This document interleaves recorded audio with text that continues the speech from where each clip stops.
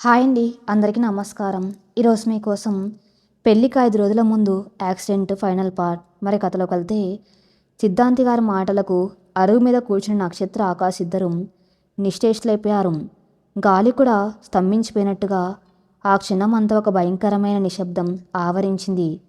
ఆకాశ్ కళ్ళల్లో కోపం రగులుకుంటుంది.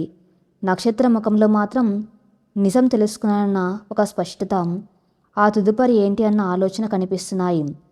అంటే ఏంటి సిద్ధాంతి గారు మీరు చెబుతున్నది?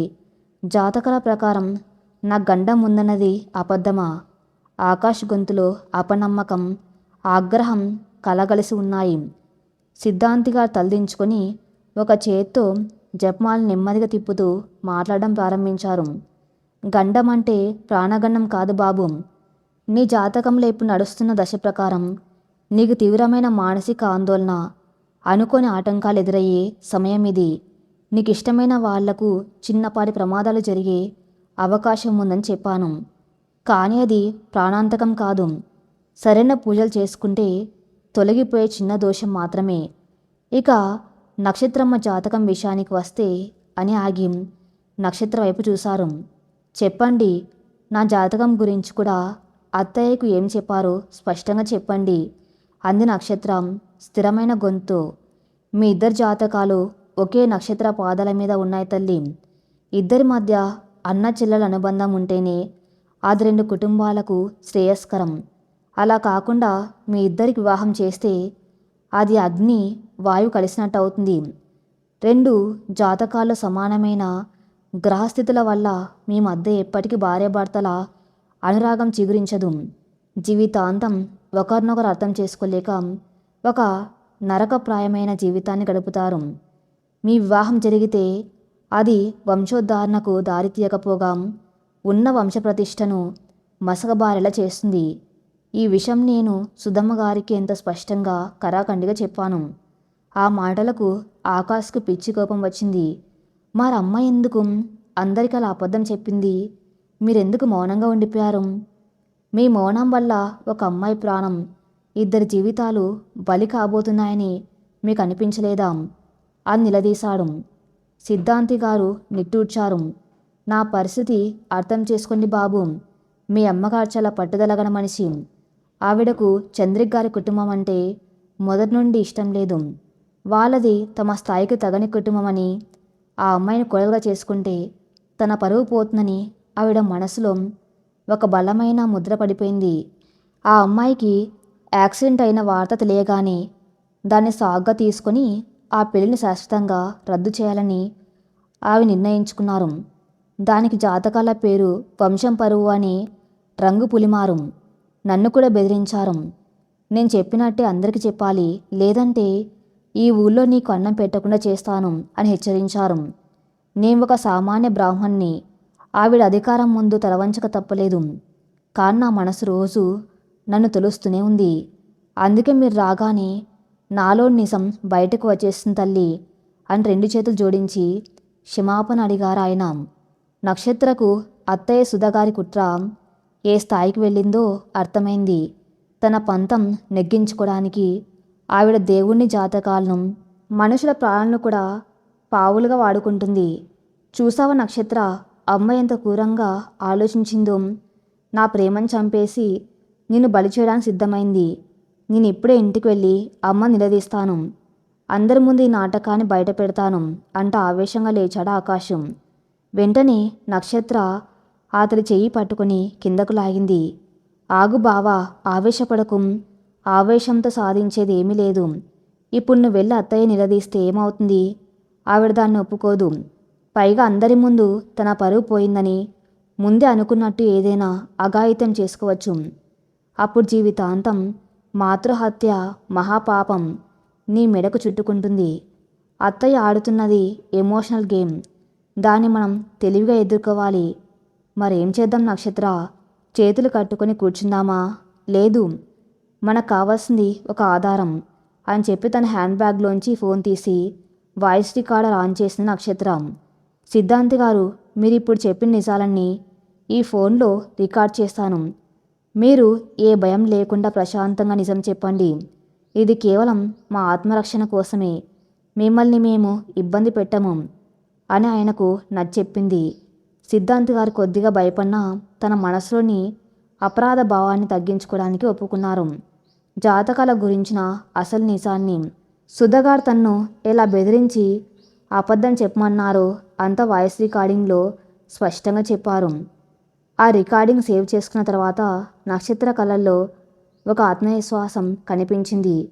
థ్యాంక్ యూ సిద్ధాంతి గారు, మమ్మల్ని క్షమించండి, మీకు ఎలాంటి హాని జరగకుండా మేము చూసుకుంటాం అని చెప్పి ఆకాష్తో కలిసి కార్ దగ్గర నడిచింది. చీకటి పడుతుంది. కార్ తిరిగి ఇంటివైపు ప్రయాణిస్తుంది. ఆకాష్ స్టీరింగ్ పట్టుకొని ఆలోచనలో పడ్డాడు. నక్షత్ర, ఈ రికార్డింగ్తో నువ్వు ఏం చేయబోతున్నావు అని అడిగాడు. ముందు ఈ నిజాన్ని నాన్నకు చెబుతాను బావా. ఆయనకు అత్తయ్య అంటే ఎనలేని భక్తి. ఆవిడ ఏది చెబితే అదే ధర్మం అని నమ్ముతున్నాడు. ముందు ఆయనకు అత్తయ్య నైజం అర్థమైతే నాకు ఒక అండ దొరుకుతుంది. రేపు పొద్దున్నే నిశ్చితార్థమని అత్తయ్య అంటుంది కదా, ఆ వేడుకను ఆపడానికి ఇది మన బ్రహ్మాస్త్రం అంది నక్షత్ర దృఢంగా. ఇంటికి చేరుకునేసరికి రాత్రి 8 గంటలు దాటింది. ఇల్లంతా బంధువులతో లైట్ల వెలుతురులో కలకల్లాడుతుంది. సుధాగారు హాల్లో కూర్చుని పట్టు చీరలు నగలు సర్దుతున్నారు. వాళ్ళ లోపలికి రాగానే ఆవిడ చూపు వాళ్ళ మీద పడింది. దర్శనం బాగా జరిగిందా, ఎంతసేపు పట్టింది అని సాధారణంగానే అడిగారు ఆవిడ.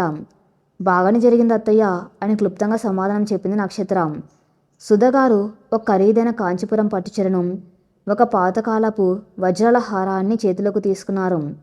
నక్షత్ర, ఇలా రా అని పిలిచారు. నక్షత్ర మెల్లగా ఆమె దగ్గరకు వెళ్ళింది. రేపు ఉదయం 9 గంటలకు మన బంధువులందరి సమక్షంలో చిన్న నిశ్చితార్థం వేడుక పెట్టుకున్నాను. ముహూర్తానికి ఇంకో 3 రోజులే ఉంది కాబట్టి లాంఛనాలు అన్నీ రేపే పూర్తి చేయాలి. ఇది మన వంశపు నగ. మా అత్తగారు నాకు ఇచ్చారు. రేపు ఉదయం నువ్వు ఈ పట్టుచీర కట్టుకొని ఈ నగ వేసుకొని కిందకి రావాలి. నువ్వు అదృష్టవంతురాలు తల్లి, ఈ ఇంటికి మహాలక్ష్మిలా రాబోతున్నావు అని చెబుతూ ఆ చీరను నగను నక్షత్ర చేతిలో పెట్టారు సుధగారు. ఆవిడ మాటల్లో ఉన్న నటన చూసి నక్షత్రకు అసహ్యం వేసింది. ఒక మనిషి ఇంతలా ఎలా నటించగలరు? తన స్వార్థం కోసం ఎదుటివారి జీవితాలను పణంగా పెడుతూ కూడా తనకేమీ తెలియనట్టు, తాను ఒక గొప్ప త్యాగం చేస్తున్నట్టు ఎలా బిల్డప్ ఇవ్వగలరు అని మనసులోనే అనుకుంది. కానీ బయటకు ఏమనకుండా మౌనంగా ఆ చీరను తీసుకొని తల ఊపి పైకి వెళ్ళిపోయింది. ఆకాష్ కూడా ఏం మాట్లాడకుండా తన గదిలోకి వెళ్ళిపోయాడు. సుధగారికి వాళ్ళ మౌనం చూసి వాళ్ళు తమ విధికి తల వంచారని, దారిలోకి వచ్చారని ఒక తృప్తి కలిగింది. తన వ్యూహం ఫలించిందని ఆవిడ గర్వంగా ఫీల్ అయ్యారు. రాత్రి భోజనాలు మూసాయి. అందరూ ఎవరి గదుల్లోకి వాళ్ళు వెళ్ళిపోయారు. రాత్రి 10:30 కావస్తుంది. నక్షత్ర తన తండ్రి రామారావు గారి గది దగ్గరకు వెళ్ళింది. ఆయన ఇంకా పడుకోలేదు. కిటికీలోంచి బయటకు చూస్తూ నిలబడి ఉన్నారు. ఆయన ముఖంలో కూతురి జీవితం పట్ల ఉన్న ఆందోళన స్పష్టంగా తెలుస్తుంది. నాన్న రామారావు గారు వెనక్కి తిరిగారు. నక్షత్ర ఇంకా పడుకోలేదా అమ్మా? నక్షత్ర వెళ్ళి ఆయన పక్క నిలబడింది. నాన్న, మీకు నా మీద నమ్మకం ఉందా? అదేంటమ్మా అలా అడుగుతావు? నా ప్రాణం కంటే ఎక్కువగా నిన్ను నమ్ముతాను. అయితే నేను ఇప్పుడు మీకు ఒకటి వినిపిస్తాను. అది విన్న తర్వాత కూడా మీరు అత్తయ్య నిర్ణయానికి కట్టుబడి ఉంటే నేను నా జీవితాన్ని మీకు వదిలేస్తాను. కానీ విన్న తర్వాత నా పక్షాన న్యాయం ఉందనిపిస్తే మీరు ఒక తండ్రిగా నాకు అండగా నిలబడాలి అని చెప్పి తన ఫోన్లోని రికార్డింగ్ ఆన్ చేసింది. గదిలో సిద్ధాంతి గారి గొంతు స్పష్టంగా వినిపిస్తుంది. సుధగారు ఆయన్ను ఎలా బెదిరించింది, జాతకాల గురించి ఎలా అబద్ధం చెప్పించింది, ఆకాష్కు నక్షత్రాన్ని ఇచ్చి పెళ్లి చేస్తే ఆ 2 జీవితాలు ఎలా నాశనం అవుతాయి అన్న విషయాలన్నీ ఆ రికార్డింగ్లో ఉన్నాయి. అది వింటున్న కొద్దీ రామారావు గారి ముఖంలో రంగులు మారుతున్నాయి. ఆయన కళ్ళు ఆశ్చర్యంతో, బాధతో మరియు కొద్దిపాటి కోపంతో విప్పార్లాయి. తన ప్రాణానికి ప్రాణంగా చూసుకుని సొంత చెల్లెలు తన కూతురి జీవితాన్ని ఇంత దారుణంగా బలి చేయడానికి సిద్ధపడిందా అన్న నమ్మశక్యం కాని నిజం ఆయన గుండెని పిండేసింది. రికార్డింగ్ పూర్తయ్యాక గదిలో నిశ్శబ్దం అలుముకుంది. రామారావు గారు నిస్సహాయంగా మంచం మీద కూలబడ్డారు. ఆయన కళ్ళల్లోంచి నీళ్లు ఉబుకుతున్నాయి. నాన్న, నక్షత్ర ఆయన భుజం మీద చేయి వేసింది. నన్ను క్షమించమ్మ నక్షత్ర, నేను ఎంత గుడ్డివాడిని అయిపోయాను. నా చెల్లెలే చెబితే అదే వేదం అనుకున్నాను. ఆవిడ ఆస్తిపాస్తులు ఇస్తానంటే నా కూతురి జీవితం బంగారంగా ఉంటుందని భ్రమపడ్డాను. కానీ ఆవిడ నాటకం వెనక ఇంత స్వార్థం, ఇంత క్రూరత్వం దాగి ఉందని నేను ఊహించలేకపోయాను. నిన్ను ఒక నరకంలోకి నెట్టబోయాను తల్లి, నన్ను క్షమించు అంటూ బోర్న విలపించారు రామారావు గారు. నక్షత్ర ఆయన కన్నీళ్ళు తుడుస్తూ, నాన్న మీరు ఏడవకండి, మీ తప్పుది ఏమీ లేదు. అత్తయ్య మాయ మాటలు ఎవరినైనా నమ్మిస్తాయి. కానీ ఇప్పుడు నిజం తెలిసింది కదా, రేపు ఉదయం జరగబోయే నిశ్చితార్థం మనం ఆపాలి, మీరే దానికి అడ్డుపడాలి అని అంది. రామారావు గారు కళ్ళు తుడుచుకొని స్థిరంగా చెప్పారు, తప్పకుండా అమ్మ, నా చెల్లెలి పరువు కంటే నా కూతురి ప్రాణం నాకు ముఖ్యం. రేపు ఉదయం నేను సుధతో తేల్చుకుంటాను. ఈ పెళ్లి జరగటానికి వీల్లేదు, ఇది నా మాట. ఆ రాత్రి నక్షత్రకు ప్రశాంతంగా నిద్రపట్టింది. తన తండ్రి అండ దొరకటం ఆమెకు ఏనుగంత బలాన్నిచ్చింది. ఇక రేపు ఉదయం జరగబోయే కురుక్షేత్రంలో గెలుపు తందే అన్న నమ్మకం ఆమెలో ఏర్పడింది. మరుసటి రోజు ఉదయం ఆకాశంలో సూర్యుడు ఇంకా పూర్తిగా పైకి రాలేదు. ఆ పాతకాలపు ఇంటి వాకిట్లో సన్నాయి మేళం మోగుతుంది. బంధువులందరూ పట్టుచీరలు పంచెలు కట్టుకొని హాల్లో సందడి చేస్తున్నారు. పూల వాసనలు, అగరబత్తుల సువాసనలతో ఇల్లంతా ఒక పెళ్లి వాతావరణాన్ని తలపిస్తుంది. సుధగారు ఒక నిండు నీలం రంగు కాంచీపురం పట్టుచీరలు మెన్నిండా నగలతో అత్యంత గంభీరంగా అటు ఇటు తిరుగుతూ పండ్లు పురమాయిస్తున్నారు. ఆవిడ కళ్ళల్లో ఒక విజయ గర్వం కనిపిస్తుంది. తన పంతం నెగ్గుతుంది, తన వంశానికి తనకు నచ్చిన కోడలు వస్తుంది అన్న సంతోషం ఆ ముఖంలో తాండవిస్తుంది. ఆకాష్ను ముస్తాబు చేసి కిందకు తీసుకువచ్చారు. అతని ముఖంలో రక్తం చుక్కలేదు. పీటల మీద ఒక శిల్లాగా కూర్చున్నాడు. అతని కళ్ళు పదే పదే తన గదిలో ఉన్న ఫోన్ వైపు చూస్తున్నాయి. హాస్పిటల్ నుండి రవి కానీ ఎవరైనా కానీ కాల్ చేస్తే బాగుండు అని అతని మనసు తహతహలాడుతుంది. పండితులు మంత్రాలు చదువుతున్నారు. పెళ్లి కూతుర్ని తీసుకురండమ్మా, ముహూర్తం దగ్గర పడుతుంది అని పంతులు గారు పిలిచారు. బంధువులైన కొందరు ఆడవాళ్ళు మేడపైకి వెళ్లారు నక్షత్రను తీసుకురావడానికి. గదుల నక్షత్ర సిద్ధంగా ఉంది. సుధగారు ఇచ్చిన కాంచీపురం పట్టుచీర కట్టుకుంది. మెల్లో ఆ వంశపు నగ వేసుకుంది. ఆ ముఖం వికసించిన కమలంలా ఉంది. కానీ ఆ కళ్ళల్లో ఒక పెళ్లి కూతురికి ఉండే సిగ్గు లేదు, ఒక పోరాట యోధురాలికి ఉండే తీక్షణత ఉంది. కిందకు మెట్లు దిగి వస్తున్న నక్షత్రం చూసి అందరూ ఆశ్చర్యపోయారు. ఎంత కలగా ఉందో పిల్ల, సాక్షాత్తు మహాలక్ష్మిలా ఉంది అని బంధువులు గుసగుసలాడుకుంటున్నారు. సుధగారి ముఖంలో గర్వం మరింత పెరిగింది. నక్షత్ర నెమ్మదిగా వచ్చి ఆకాశ్ పక్కన పీట మీద కూర్చుంది. ఆకాశం వైపు అయోమయంగా చూశాడు. ఏం నక్షత్ర ఇదంతా, నువ్వు నిజంగా నాకు ఎంగేజ్మెంట్ కావడానికి సిద్ధమయ్యావా అన్నట్టుగా అతని చూపు ఉంది. నక్షత్ర అతని వైపు చూసి కళ్ళతోనే ధైర్యంగా ఉండు, అంత నేను చూసుకుంటాను అని సైగ చేసింది. అప్పుడే నక్షత్ర ఫోన్కి ఒక మెసేజ్ వచ్చింది. అది నందు నుండి. నక్షత్ర చీర కొంగు మాటన ఫోన్ తీసి చూసింది. మెసేజ్లో ఇలా ఉంది, నక్షత్ర మిరాకిల్. చంద్రిక కళ్ళు తెరిచింది. Out of danger, she's asking for Akash. Prashant ఇప్పుడే కాల్ చేసి చెప్పాడు. ఆ మెసేజ్ చదవగానే నక్షత్ర గుండెల్లో ఒక పూల తోట వికసించినట్టు అనిపించింది. ఆమె పెదవుల మీద ఒక నిజమైన స్వచ్ఛమైన చిరునవ్వు వెలిసింది. ఇక దేనికి భయపడవలసిన పని లేదు. భావప్రేమ గెలిచింది. ఇక మిగిలింది ఈ నాటకానికి ముగింపు పలకడమే. పంతులు గారు తాంబూలాలు మార్చుకునే కార్యక్రమం మొదలుపెట్టారు. అమ్మాయి గారి తరపు నుండి వాళ్ళ నాన్నగారు వచ్చి అబ్బాయి గారి తల్లికి తాంబూలాలు ఇవ్వాలి అని చెప్పారు పంతులు గారు. రామారావు గారు గుంపులో నుండి నెమ్మదిగా ముందుకు వచ్చారు. ఆయన ముఖం గంభీరంగా ఉంది. సుధగారు సంతోషంగా పళ్ళెం పట్టుకోవడానికి ముందుకు వచ్చారు. రామారావు గారు పళ్ళెం తీసుకోలేదు. ఆయన సుధగారి కళ్ళల్లోకి సూటిగా చూశారు. హాల్లో ఉన్న బంధువులందరి వంక ఒకసారి చూసి పెద్ద గొంతు అన్నారు, పంతులు గారు మంత్రాలు ఆపండి, ఈ నిశ్చితార్థం జరగదు.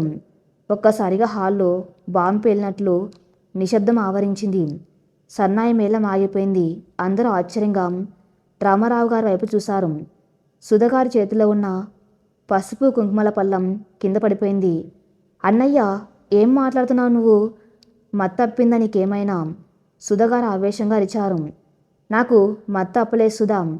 ఇన్నాళ్ళు నీ మీద ఉన్న గుడ్డి నమ్మకంతో నాకు మత్తప్పింది.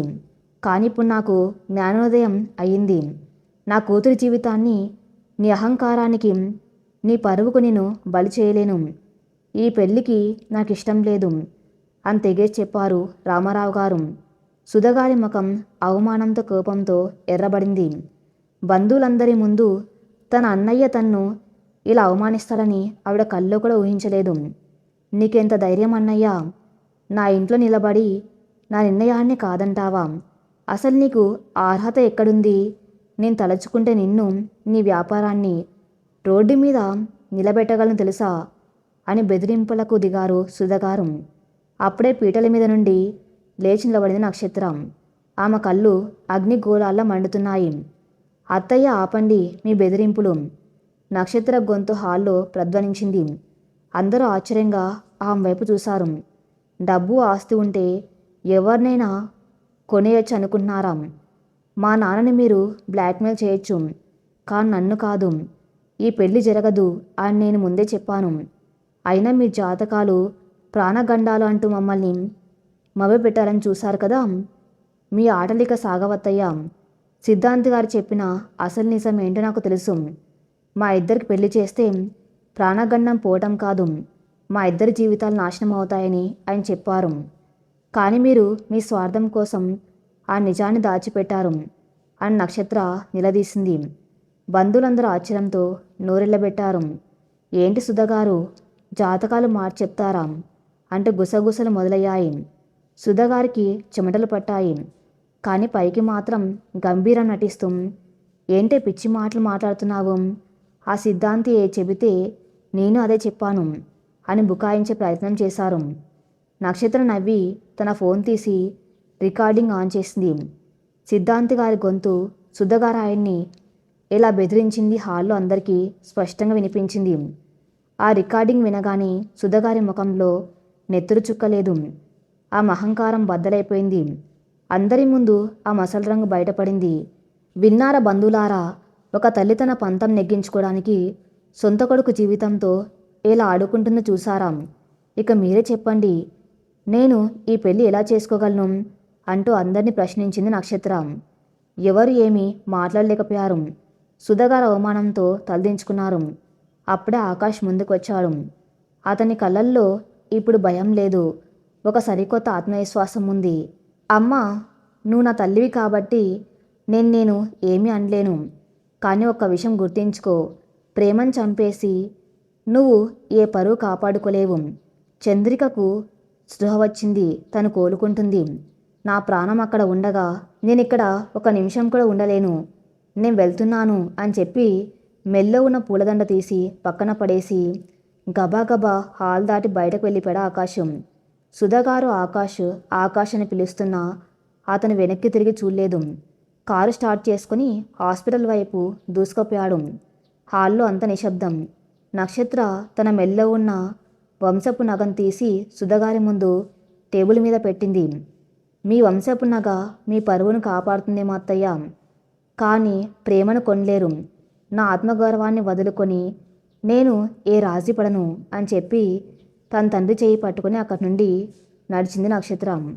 ఆ పాతకాలపు ఇంటి వాకిట్లో నిలబడి ఉన్న సుధాకారం తన కళ్ళ ముందే తన అధికారం, తన అహంకారం ముక్కలు ముక్కలుగా పగిలిపోవటం చూస్తూ నిస్సహాయంగా ఉండిపోయారు. ఒక ఆడపిల్ల తెగువ ముందు ఆమె ఆడిన నాటకం తుత్తునియమైంది. హైదరాబాద్ మహానగరం ఎటు చూసినా ఆకాశాన్ని తాకే భవనాలు, ఉరుకులు పరుగులు జీవితాలు. ఆ కాంక్రీట్ అడవిలో ఒక చిన్న సింగిల్ బెడ్రూమ్ పోర్షన్లో నక్షత్ర ఆమె తండ్రి రామారావు గారు తమ సొంత జీవితాన్ని ప్రారంభించారు. ఒకప్పుడు గోదావరి తీరంలో 10 గదుల పెంకుటింట్లో దర్జాగా బతికిన రామారావు గారికి ఆ చిన్న గది మొదట్లో ఉక్కిరిబిక్కిరి చేసిన తన కూతురు ఆత్మవిశ్వాసం ఆయన కొండంత అండగా నిలిచింది. తన సొంత చెల్లెలు సుధగారు ఆస్తులన్నీ జప్తు చేసి తనను రోడ్న పడేసిన ఆయన ముఖంలో ఎక్కడ ఓటమి ఛాయలు లేవు. కారణం తన కూతురు నక్షత్రం తను ఒక తండ్రిగా గెలిపించింది. నక్షత్ర ప్రముఖ శ్రీనివాస గ్రూప్ ఆఫ్ ఇండస్ట్రీస్లో జూనియర్ ఫైనాన్షియల్ ఎగ్జిక్యూటివ్గా ఉద్యోగం సాధించింది. ఆమె రోజువారీ జీవితం ఒక తపస్సులా సాగుతుంది. ఉదయం 5ంటికే లేచి తండ్రికి ఇష్టమైన వంట చేసి పెట్టి బస్సు పట్టుకొని ఆఫీస్కి వెళ్ళటం, మళ్ళీ రాత్రి 8 గంటలకు ఇంటికి రావటం. ఆఫీస్లో ఆమె కేవలం ఒక ఉద్యోగి మాత్రమే కాదు, తన బుద్ధి బలంతో సమస్యను పరిష్కరించే ఒక యోధురాలు. శ్రీనివాస గ్రూప్ ఎండి సిద్ధార్థం అత్యంత ఖచ్చితమైన క్రమశిక్షణ గల యువకుడు. ప్రతిభకు మాత్రమే పట్టం కట్టే నైజం అతంది.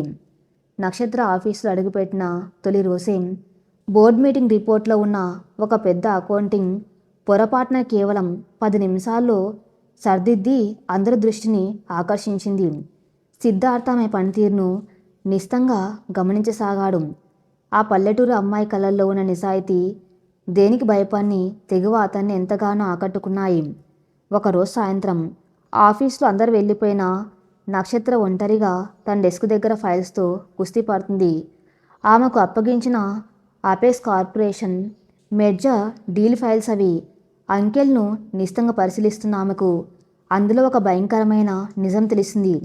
ఆ కంపెనీ వాళ్ళు శ్రీనివాస గ్రూప్ని మోసం చేయడానికి 100 కోట్ల రూపాయల కుంభకోణాన్ని ఎంతో తెలివిగా డాక్యుమెంట్స్లో దాచారు. వెంటనే ఆమె సిద్ధార్థ్ క్యాబిన్కి వెళ్ళి ఆ నిజాన్ని బయటపెట్టింది.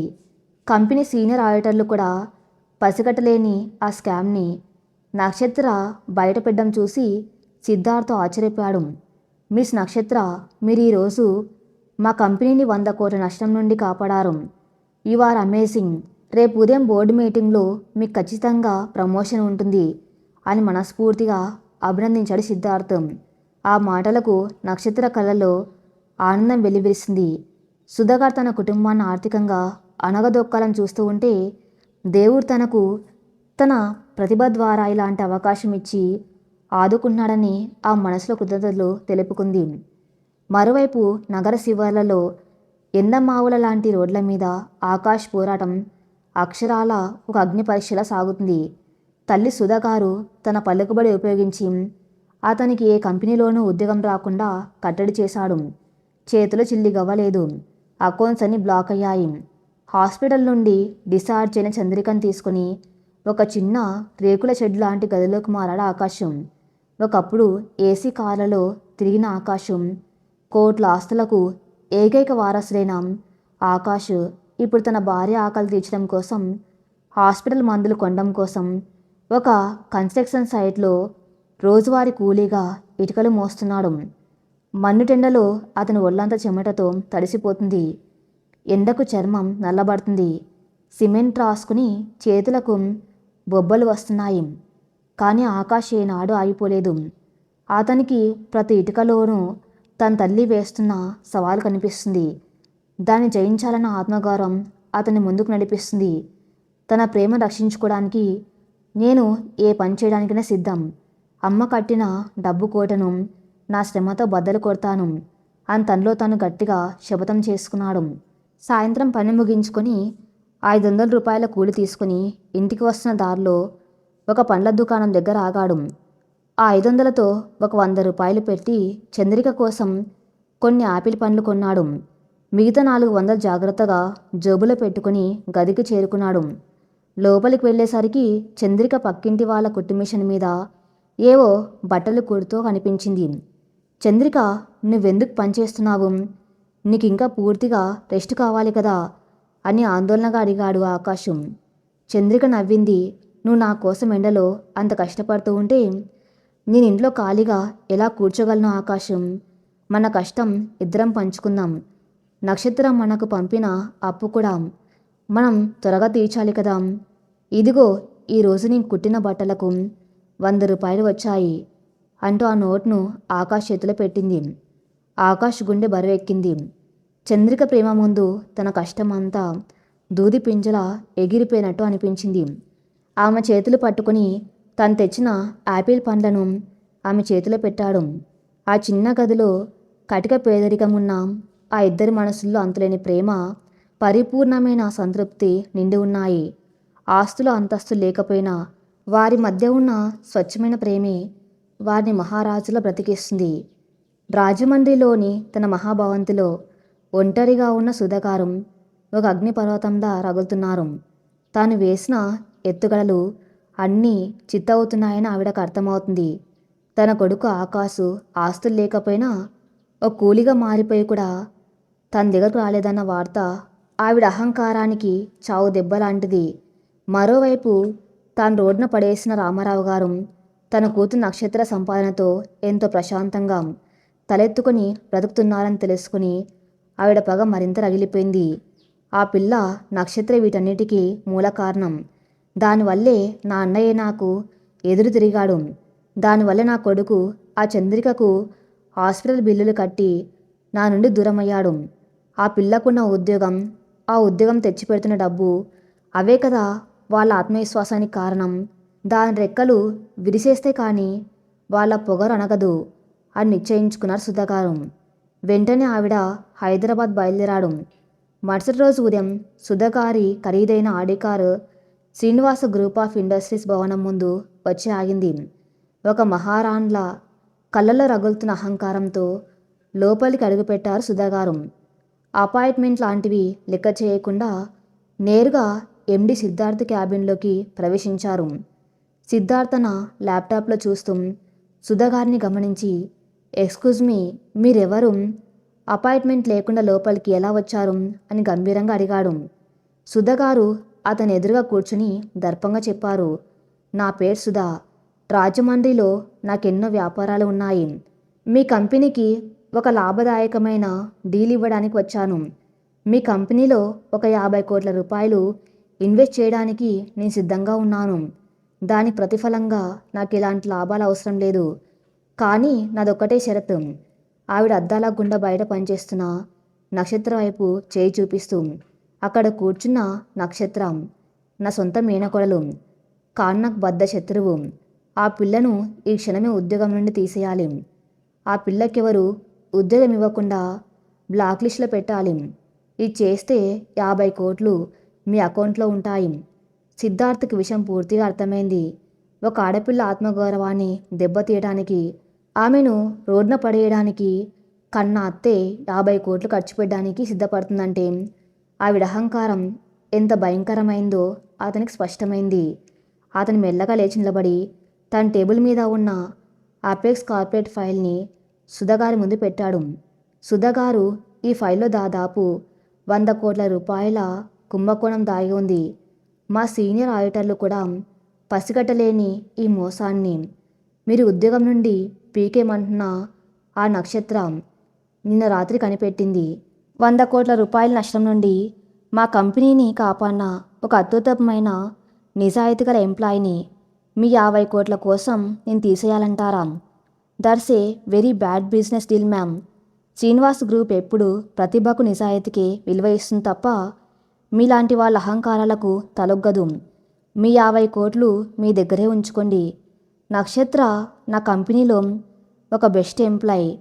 ఇప్పుడు దయచేసి మీరు బయటకు వెళ్తారా, లేక సెక్యూరిటీని పిలవమంటారా అన్నాడు సిద్ధార్థ ఎంతో నిర్మోహమాటంగా. సుధాగారి ముఖంలో రంగులు మారాయి.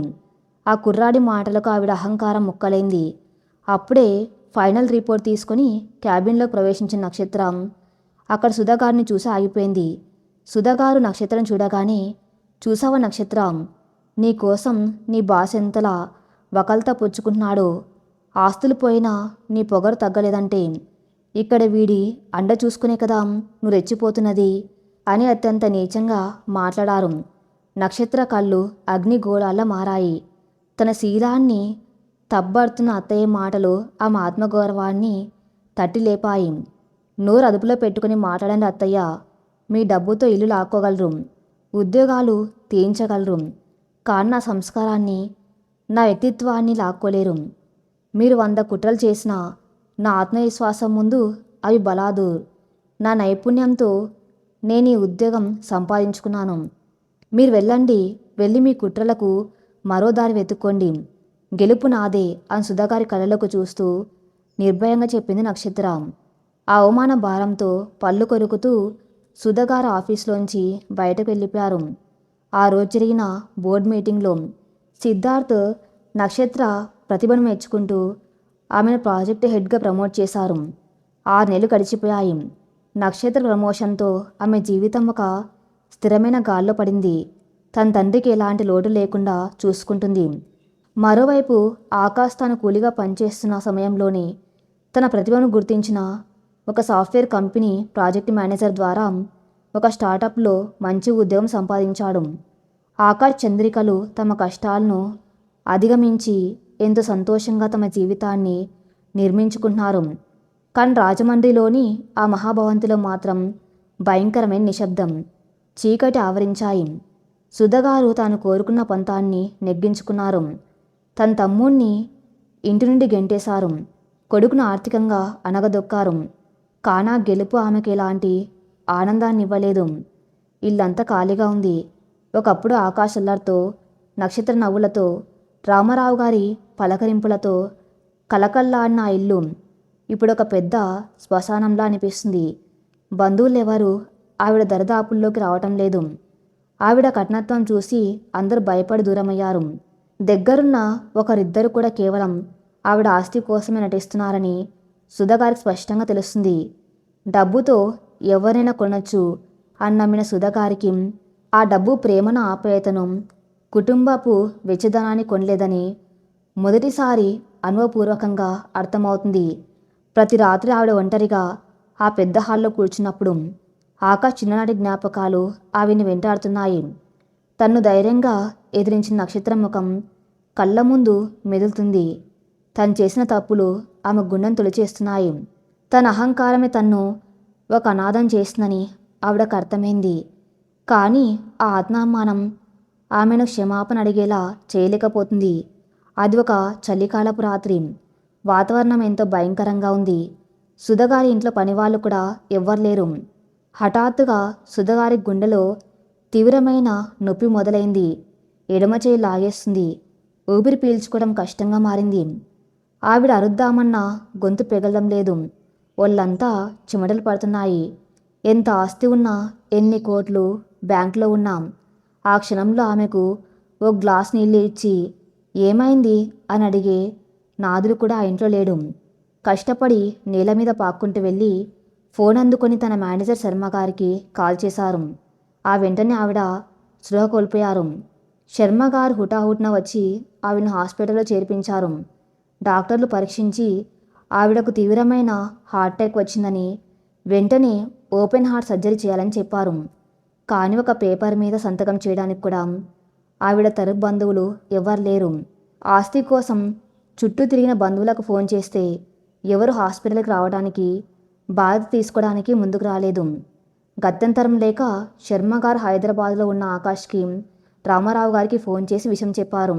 ఆ వార్త వినగానే తమ మధ్య ఉన్న గొడవలు, అవమానాలు అన్నీ పక్కన పెట్టి తెల్లవారేసరికి ఆకాష్, చంద్రిక, నక్షత్ర, రామారావు గారు అందరూ రాజమండ్రి హాస్పిటల్కి చేరుకున్నారు. ఐసీయూ అద్దాల గుండా అపస్మారక స్థితిలో ఉన్న సుధగారిని చూసి అందరి కళ్ళల్లో కన్నీళ్లు తిరిగాయి. ముఖ్యంగా ఆకాష్ గుండె పగిలిపోయింది. తల్లి తన్ను ఎంతగా హింసించినా, రోడ్డున పడేసినా కన్నతల్లి చావు బతుకుల మధ్య ఉందంటే ఏ కొడుకు తట్టుకోలేడు.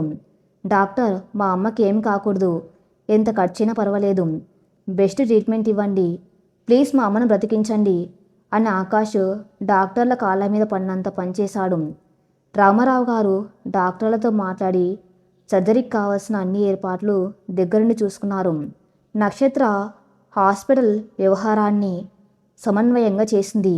చంద్రిక ఏమాత్రం కోపం లేకుండా తన అత్తగారి ప్రాణాలు నిలబడాలి అని దేవుని ప్రార్థిస్తూ ఉపవాసం ఉండిపోయింది. 2 రోజుల తర్వాత సర్జరీ విజయవంతమై సుధగారికి స్పృహ వచ్చింది. ఆవిడ మెల్లగా కళ్ళు తెరిచింది. ఆవిడ కళ్ళ ముందు ఆకాష్ ఉన్నాడు. అతని కళ్ళు ఎర్రబడి నిద్ర లేక ఉబ్బిపోయి ఉన్నాయి. అతన్ని చూడగానే సుధగారి కళ్ళల్లోంచి ధారగా కన్నీళ్లు వచ్చాయి. ఆకాష్, నాన్న. ఆవిడ గొంతు వణుకుతుంది. అమ్మ, మాట్లాడకమ్మా, నీకింకా పూర్తిగా బలం రాలేదు అంటూ ఆకాశమ్మ చేతిని గట్టిగా పట్టుకున్నాడు. ఆ స్పర్శలో ఉన్న ప్రేమ, ఆప్యాయత సుధగారి పాపాలను కడిగేసినట్లు అనిపించింది. ఆవిడ కళ్ళు నెమ్మదిగా గది చుట్టూ తిరిగాయి. పక్కనే చేతులు కట్టుకుని ఆవిడ కోలుకుంటున్నందుకు సంతోషిస్తున్న రామారావు గారు ఆవిడ పట్ల ఎంతో శ్రద్ధగా మందులు సర్దుతున్న నక్షత్ర, తన కోసం కన్నీరు పెట్టుకుంటున్న చంద్రిక, అందరూ ఆవిడ కళ్ళ ముందు ఉన్నారు. కోట్ల ఆస్తి ఉన్న తన బంధువులెవరూ తన దగ్గరకు రాలేదు. తాను ఎవరినైతే రోడ్డున పడేశాను, ఎవరినైతే తీవ్రంగా అవమానించాను, ఎవరి బ్రతుకులు నాశనం చేయాలని చూశాను, ఆ క్షణంలో తన ప్రాణాలు నిలబెట్టడానికి, తన కండగా నిలబడ్డానికి వాళ్ళే వచ్చారు. తన ఆస్తులు కాదు, ఆ బంధాలే తన్ను కాపాడాయని ఆవిడకు సంపూర్ణంగా జ్ఞానోదయమైంది. సుధాగారు రామారావు గారి వైపు చూసి 2 చేతులు జోడించారు. అన్నయ్య, నన్ను క్షమించండి. అహంకారం కళ్ళు మూసుకుపోయి నిన్ను దారుణంగా అవమానించాను. నా డబ్బు మనుషుల్ని కొంటుందని అనుకున్నాను, కానీ అది నా పాలిట శాపమైంది. నా ఆస్తులు నా ప్రాణాన్ని నిలబెట్టలేకపోయాయి. మీ ప్రేమ నన్ను బ్రతికించింది. నా తప్పు తెలుసుకున్నాను. నాకు నా తమ్ముడు కావాలన్నయ్యా అంటూ చిన్నపిల్లల బోర్న ఏడ్చేశారు సుధాగారు. రామారావు గారు కన్నీరు తుడుచుకొని ముందుకు వచ్చి ఆమె తల్లి నిమిరారు. పిచ్చిదానా, నువ్వు నా చెల్లివి. నీ మీద నాకు కోపం ఎప్పుడులే సుధా. నువ్వు కోలుకున్నావు, నాకదే 10,000. ఆ తర్వాత సుధాగారు చంద్రిక వైపు చూశారు. చంద్రిక మెల్లగా ఆమె దగ్గరకు వచ్చింది. తల్లి చంద్రి, నా కొడుకు ప్రాణాన్ని నాకంటే ఎక్కువగా చూసుకుంటున్నావు. నిన్ను కోడలుగా ఒప్పుకోకపోవటం నా మూర్ఖత్వం. కులం అంతస్తుల పేరుతో నా కొడుకు పడ్డ కష్టానికి, నీ కన్నీళ్లకు నేనే కారణమయ్యాను. నన్ను మీ అత్తయ్య కాకపోయినా ఒక పశ్చాత్తాప పడుతున్న కన్నతల్లిగా క్షమించమ్మా అన్నారు దీనంగా. చంద్రిక వెంటనే సుధాగారు చేతులు పట్టుకుని తన కళ్ళకు అద్దుకుంది. అలా అనకండి అత్తయ్య, మీరు మాకు పెద్దవాళ్ళు. తల్లిదండ్రులు కోప్పడితే పిల్లలు మనసులో పెట్టుకోరు. మీ ఆశీర్వాదం ఉంటే మాకంతే చాలు అంది ఎంతో సంస్కారంగా. ఆ మాటలకు సుధాగారి మనసులోని బరువంతా తీరిపోయినట్టు అనిపించింది. చివరగా సుధాగారి చూపు నక్షత్రం మీద పడింది. నక్షత్రం ముఖంలో ఏమాత్రం గర్వం లేదు, కేవలం ఒక స్వచ్ఛమైన ఆప్యాయత మాత్రమే ఉంది. సుధాగారు నక్షత్ర చేయి పట్టుకుని తన గుండెలకు హత్తుకున్నారు. నక్షత్ర, నా కళ్ళు తెరిపించావే తల్లి. ఆడపిల్ల ఆత్మవిశ్వాసం ముందు నా అహంకారం ఎంత తుచ్చమైందో నాకు పాఠం నేర్పావు.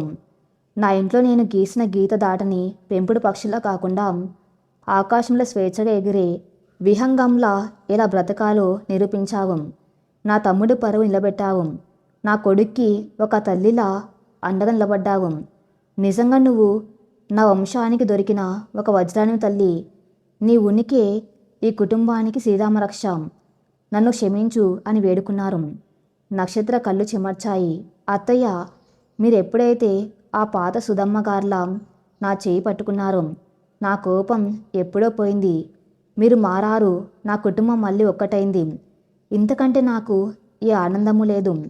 గతం గతహ, ఇవన్నీ మర్చిపోయి మీరు త్వరగా కోలుకోండి. ఆ ఐసీయూ గదిలో ఉన్న వారందరి మనసులు కరిగిపోయాయి.